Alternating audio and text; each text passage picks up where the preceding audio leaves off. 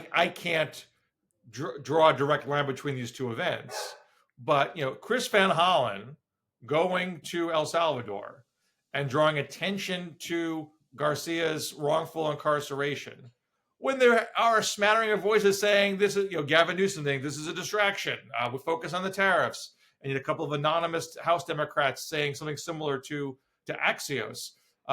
Chris Van Hollen said, no, I'm going to draw attention to this. And that prodded, I think, Hakeem Jeffries to say similar things, because the media's not asking, what do you have to say about this?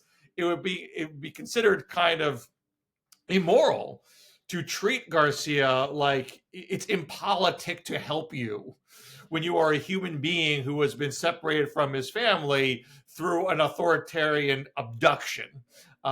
And after that, the Supreme Court said, hey, don't do that again.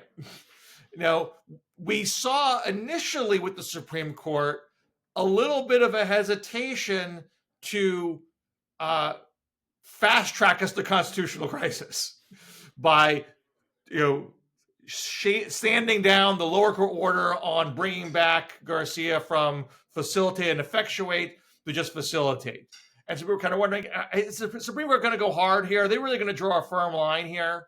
And maybe, again, this is where it's speculative, maybe if Democrats were taking a dive on this, saying, you know what, this is not our thing.